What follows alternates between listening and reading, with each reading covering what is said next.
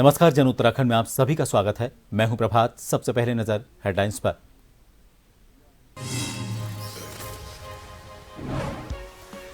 27 जनवरी को उत्तराखंड में लागू होगा यूसीसी। मुख्यमंत्री पुष्कर सिंह धामी ने पहले ही दिए थे संकेत, यूसीसी लागू करने वाला देश का पहला होगा राज्य।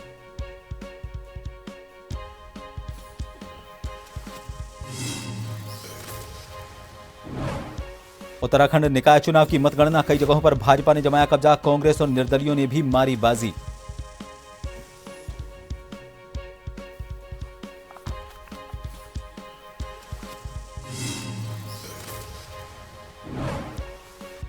सीएम धामी ने महाराणा प्रताप स्पोर्ट्स कॉलेज का किया निरीक्षण। राष्ट्रीय खेलों के शुभारंभ के लिए पीएम मोदी आएंगे उत्तराखंड। खेल मंत्री रेखा आर्य और खेल सचिव रहेंगे मौजूद।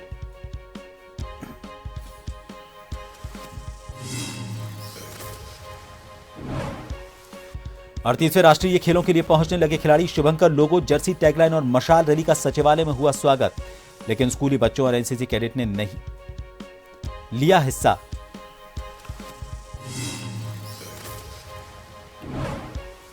नेपाल और भारत के चंपावत वन विभाग के अधिकारियों की बैठक, विभिन्न मुद्दों पर हुई चर्चा। जिला मुख्यालय स्थित वन विभाग सभागार में किया गया स्वागत।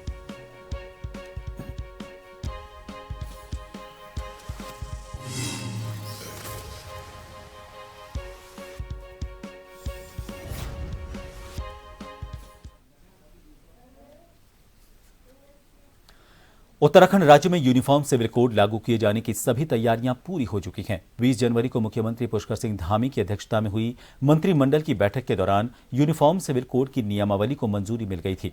उस दौरान यूनिफॉर्म सिविल कोड लागू किए जाने की तिथि के लिए कैबिनेट में सीएम धामी को अधिकृत किया गया था। ऐसे में अब मुख्यमंत्री पुष्कर सिंह धामी ने उत्तराखंड में यूनिफॉर्म सिविल कोड लागू किए जाने संबंधी तिथियों का ऐलान कर दिया है। इसके तहत 27 जनवरी को दोपहर 12:30 बजे यूनिफॉर्म सिविल कोड लागू किया जाएगा। साथ ही यूसीसी पोर्टल को भी लॉन्च किया जाएगा।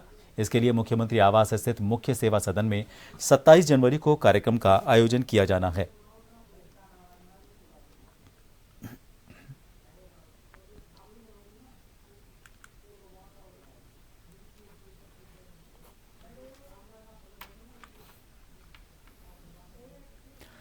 अट्ठाईस जनवरी से 14 फरवरी तक उत्तराखंड 38वें राष्ट्रीय खेलों की मेजबानी करने जा रहा है। इन राष्ट्रीय खेलों के शुभारंभ के लिए प्रधानमंत्री नरेंद्र मोदी भी उत्तराखंड के दौरे पर रहेंगे। इसको लेकर मुख्यमंत्री पुष्कर सिंह धामी महाराणा प्रताप स्पोर्ट्स कॉलेज निरीक्षण करने पहुंचे। मुख्यमंत्री ने बताया कि वो मेजबानी जहां उत्तराखंड के लिए बड़ा अवसर साबित होने जा रही है, वहीं इस मेजबानी के बाद उत्तराखंड के खिलाड़ियों के लिए नए अवसर भी उत्पन्न होंगे। इस मौके पर खेल मंत्री रेखा आर्य और खेल सचिव अमित सिन्हा भी मौजूद रहे।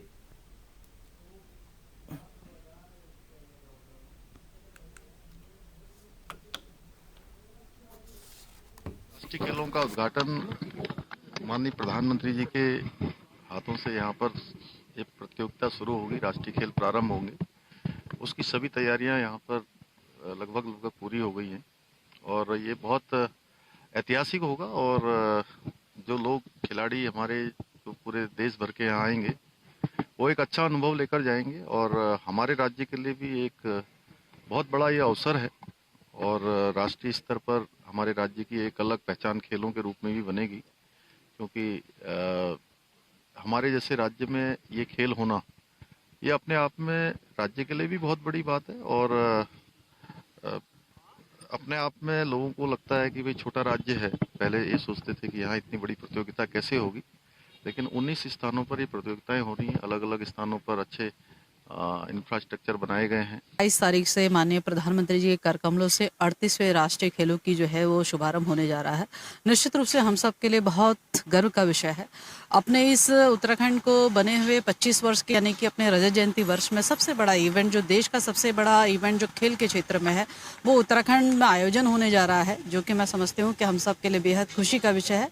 रही बात तैयारियों की, तो मुझे लगता है कि यदि आप पूरे इस रजत जयंती खेल परिसर का यदि आप लोग दौरा करेंगे तो निश्चित रूप से आप पाएंगे कि यहाँ पर हमारे जो Rajiv Gandhi cricket sports stadium है, उसमें मेन खेल की जो शुभारंभ की जो वहाँ से शुरुआत होनी है, उसकी तैयारी बिल्कुल चरम पर हैं।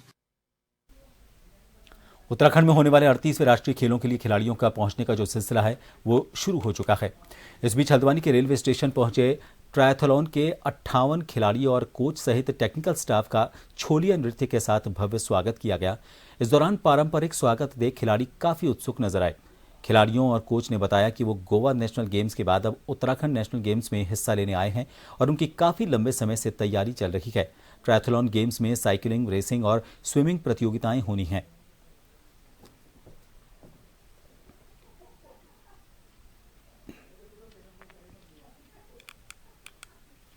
मैं बहुत अच्छा फील कर रही हूँ। उत्तराखंड में 2 स्पोर्ट्स में मैं हिस्सा ले रही हूँ, ट्रायथलॉन और मॉडर्न पेंटाथलॉन, और हम हरियाणा से हैं और अपना 100% देंगे।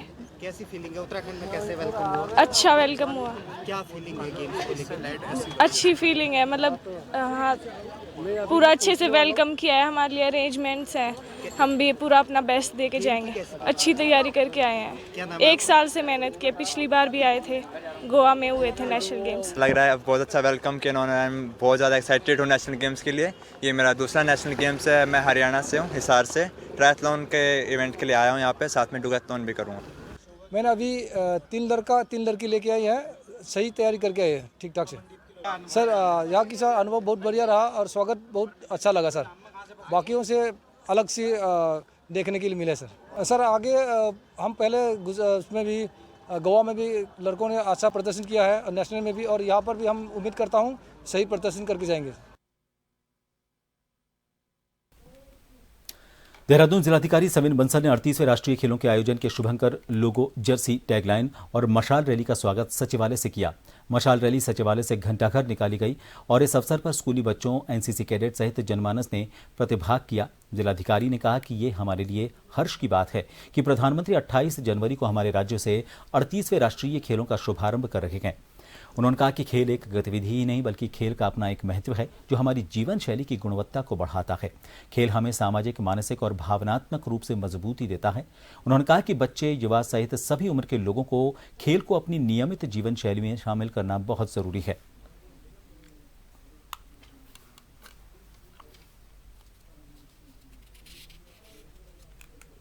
देखिए, स्पोर्ट्स ना सिर्फ एक डिसिप्लिन है, अभी वे ऑफ लाइफ है। तो स्पोर्ट्स को, फिटनेस को, एक्सरसाइज को हमें अपने वे ऑफ लाइफ में, अपने डेली रूटीन में सम्मिलित करना चाहिए, एसिमिलेट करना चाहिए। It is not only beneficial for physical fitness but mental, spiritual being, well being. और जो भी हमारे लक्ष्य होते हैं करियर के, इवन हमारी जो सोशल डिस्कोर्स है, हमारी फैमिली बॉन्डिंग्स हैं, उसमें स्पोर्ट्स, गेम्स, फिटनेस एक बहुत महत्वपूर्ण रोल प्ले करता है। और इसके कई आयाम और डिसिप्लिन्स अब स्प्रिंग आउट होते जा रहे हैं। So I will appeal to all children and youngsters के इसको सिर्फ एक एक्स्ट्रा करिकुलर एक्टिविटी में ना देखते हुए एक ओवरऑल डिसिप्लिन, एक वे ऑफ लाइफ के रूप में देखना पड़ेगा। और अब खबर उत्तराखंड में निकाय के फैसले की।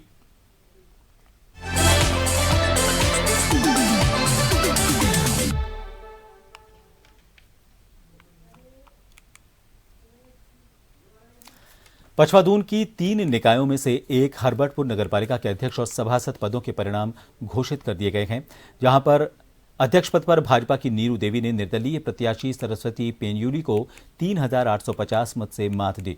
यहां पड़े 9,306 मत में से भाजपा प्रत्याशी को 5,936, निर्दलीय प्रत्याशी सरस्वती पेन्यूरी को 2,086 और निर्दलीय प्रत्याशी सरिता डोभाल को 605 मत मिले।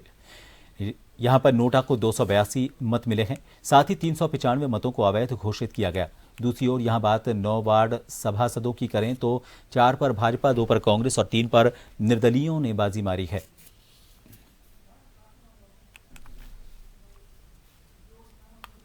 बड़ी बहुमत से जीत हुई। ये मेरी देवतुल्य जनता को मैं बधाई देती हूँ। हरबटपुर की जो हमारी जनता है, वो मैंने उनको प्रत्याशी में कुछ उनको अलग ही देखने को मिला कि सरकार है, ट्रिपल इंजन की सरकार बनानी चाहिए।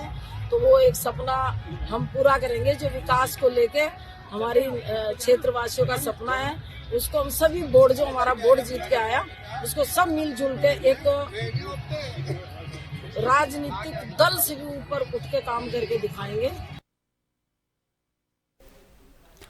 फिलहाल एक ब्रेक के लिए यहां रुकेंगे, आप बने रहिए जन टीवी पर।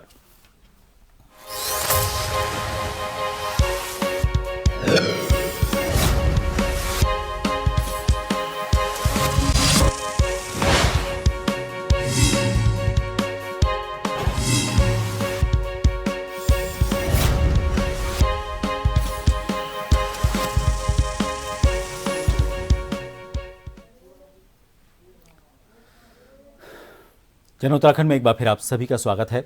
बात कर रहे हैं निकाय चुनाव के परिणाम की। तो डोईवाला में भगवा लहराया है। नगर पालिका अध्यक्ष पद पर भाजपा ने कब्जा कर लिया है। नरेंद्र सिंह नेगी डोईवाला नगर पालिका के अध्यक्ष बने हैं। कार्यकर्ताओं में इससे खुशी की लहर देखी गई। उन्होंने जीत का जश्न मनाया।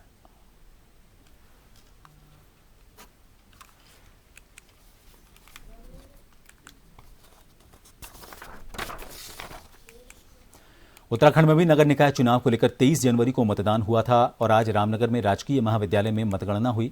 यहां पर एक तरफ नगरपालिका के सभी 20 वार्डों में सभासदों ने जीत दर्ज की, तो वहीं नगरपालिका अध्यक्ष पद पर लगातार चौथी बार हाजी मोहम्मद अकरम ने ऐतिहासिक जीत दर्ज करते हुए इतिहास रच दिया। आपको बता दें, रामनगर में कांग्रेस की आपसी गुटबाजी के बाद पार्टी हाईकमान की तरफ से रामनगर नगर पालिका अध्यक्ष की सीट को ओपन रखा गया था, जिसके बाद कांग्रेस के वरिष्ठ नेता और प्रदेश के पूर्व मुख्यमंत्री हरीश रावत ने नगर पालिका अध्यक्ष पद के निर्दलीय प्रत्याशी हाजी मोहम्मद अकरम का समर्थन करते हुए उनके पक्ष में रोड शो करने के साथ ही जनसभाएं करते हुए जनता से उनके पक्ष में मतदान करने की अपील की थी।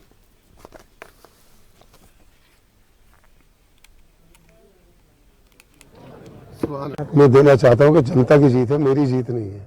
जनता ने मुझे चाहा, मुझे जिता दिया और मेरे जो साथ चलने वाले चाहे पुष्कर हो या पत्नी जी हो या हमारे नेगी जी हो, ये जितना हमारा ग्रुप था सब हमारे दिल से लड़ा और हम जीत गए। हाँ, ऐसा है ना, उन्होंने तो इसलिए बढ़ाया था कि हम हटाएं, वो जो गांव बढ़ाए थे इसलिए बढ़ाए थे, मगर गांव में भी हमारा बहुत असर है। अच्छे वोट हमें मिले, नेगी जी की मेहरबानी से मिले।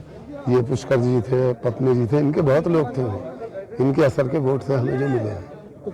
पहले दिन से हम अपनी जीत के प्रति आश्वस्त थे और जो मेरा फैसला था कि ईमानदार कौमी एकता की मिसाल हाजी अकरम को मैंने अपना समर्थन दिया, वो इसलिए दिया कि लगातार 3 बार से वो यहाँ चेयरमैन रहे हैं और उनके कामों को मैंने देखा है, जिस तरीके से उन्होंने रामनगर शहर के लिए काम किया और मेरा फैसला सही निकला कि मैंने उनको समर्थन दिया। और पहले दिन से, जिस दिन से मैंने समर्थन दिया, 11 तारीख से मेरी टीम पूरी की पूरी हमारी युवाओं की टीम उनके साथ लगी रही और जिसका परिणाम आज ये रहा कि हाजी अकरम जी को चौथी बार रामनगर में जो है चेयरमैन की कुर्सी पर आप देखने जा रहे हैं। आपको बताते कि रामनगर नगर निकाय चुनाव में इस बार भी भाजपा का कमल नहीं खिला।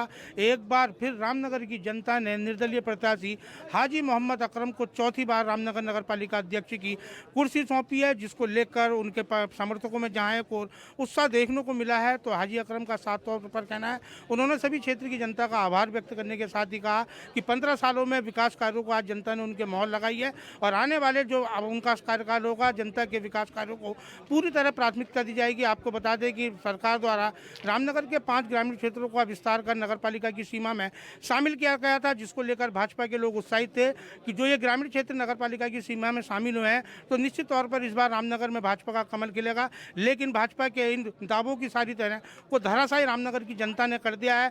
जो 5 गाँव शामिल हुए थे उन गाँवों से भी जो है हालांकि वोट तो मिला है, लेकिन वोट का प्रतिशत कम रहा है, जिस कारण हाजी मोहम्मद अकरम लगातार चौथी बार नगर पालिका की कुर्सी पर काबिज हो चुके हैं। तो वही पूर्व ब्लॉक प्रमुख संजय नेगी ने भी रामनगर की जनता का आभार व्यक्त किया है। हालांकि आपको बता दें कि रामनगर में कांग्रेस की आपसी गुटबाजी के चलते कांग्रेस हाईकमान रामनगर नगर पालिका अध्यक्ष पद पर किसी को भी पार्टी का सिंबल नहीं दे पाई थी और इस सीट को ओपन रखा गया था, जिसमें हरीश रावत जो प्रदेश के पूर्व मुख्यमंत्री और कांग्रेस के वरिष्ठ नेता हैं, उनका समर्थन हाजी मोहम्मद अकरम को था। जबकि दूसरे गुट की बात करें तो कांग्रेस के वरिष्ठ नेता और पूर्व विधायक रणजीत सिंह रावत और उनके समर्थकों द्वारा भुवन पांडे को अध्यक्ष का चुनाव लड़ाया जा रहा था, लेकिन भुवन पांडे को भी इस बार करारी हार का सामना करना पड़ा। कुल मिलाकर अगर देखा जाए तो जहां एक और रामनगर में हाजी मोहम्मद अकरम चौथी बार नगर पालिका के अध्यक्ष बने हैं, तो वहीं कांग्रेस के अगर बात करें तो हरीश रावत की ऐतिहासिक जीत हुई है। तो वहीं कांग्रेस के वरिष्ठ नेता और पूर्व विधायक रणजीत रावत और उनके समर्थकों को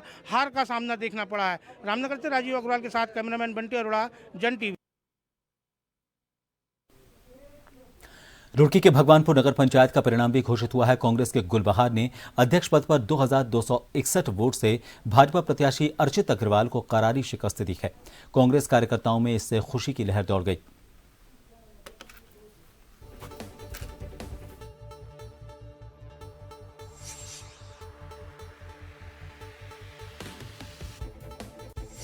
इधर पचवादून की नवसृजित नगर पंचायत सेलाकुई में पहली बार हुए निकाय चुनाव में निर्दलीय ने बाजी मारी। यहां पर अध्यक्ष पद पर निर्दलीय प्रत्याशी सुमित चौधरी ने अपने प्रतिद्वंद्वी भाजपा के भगत सिंह राठौड़ को 2291 मतों से मात दी। निर्दलीय प्रत्याशी सुमित चौधरी को 5,557, भाजपा के भगत सिंह राठौड़ को 3,276, निर्दलीय जितेंद्र कुमार गुप्ता को 345, निर्दलीय सुशील कुमार को 1,032 और निर्दलीय एक और उम्मीदवार को 402 मत मिले। यहां नोटा में 56 वोट जबकि 432 वोट अवैध घोषित किए गए। वहीं दूसरी ओर 9 वार्ड सभासदों में से अधिकतर पर निर्दलीय प्रत्याशियों ने अपना परचम लहराया, जबकि यहां भाजपा को भारी नुकसान उठाना पड़ा है।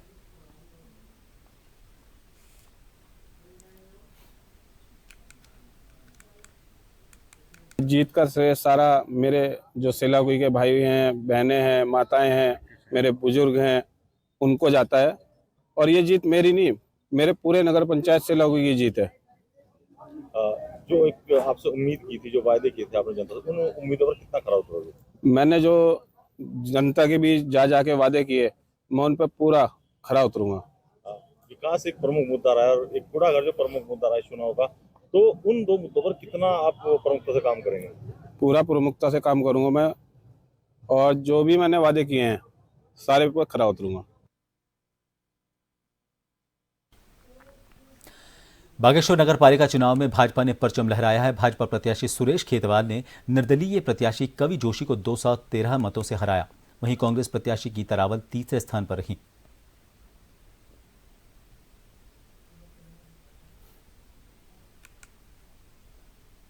धन्यवाद करता हूं और अपने सभी भारतीय जनता पार्टी के पदाधिकारी और कार्यकर्ताओं का तहे दिल से धन्यवाद करता हूं। यह जीत उन सब की जीत है जिन्होंने इतने दिनों तक इस कैंपेन को जो है आगे बढ़ाया और एक विजय श्री की तरफ बढ़े। उन सभी कार्यकर्ताओं की जीत है और मैं सबका तहे दिल से धन्यवाद करता हूं कि भारी बहुमत से, मतलब 1000 से अधिक वोटों से जिताने के लिए अपने सभी वार्ड वासियों का, अपने सभी कार्यकर्ताओं का, सबका धन्यवाद करता हूं। और यह जीत और हमारे जो सभासद लोग जीते हैं उन सबको भी मेरी तरफ से बहुत बहुत बधाई है।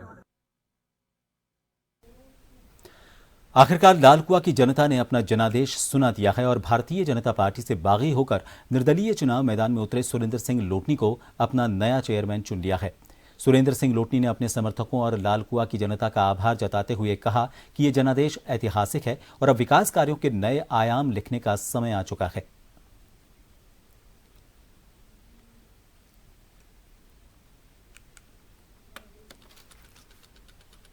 मैं लालकुआ की समस्त जनता का बहुत बहुत आभार व्यक्त करूंगा और साथ ही सभी से निवेदन करूंगा कि जिस तरह आपने मुझे भारी बहुमत से जिताया है, मैं आपके जो आशाएं हैं उन पर खरा उतरने का पूर्ण रूप से प्रयास करूंगा और लालकुआ को विकास की ओर जितनी तेजी से हो सके उतनी तेजी से ले जाने का प्रयास करूंगा। ऐतिहासिक जनादेश मिला है, मानते हैं इस बात को? बिल्कुल मानता हूं और एक मैसेज भी दिया है लालकुआ की जनता ने कि कुछ ना कुछ तो नया होना चाहिए, परिवर्तन होना चाहिए और परिवर्तन हुआ है।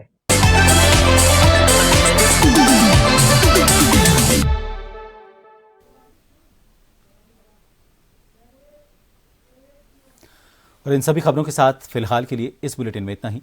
नमस्कार।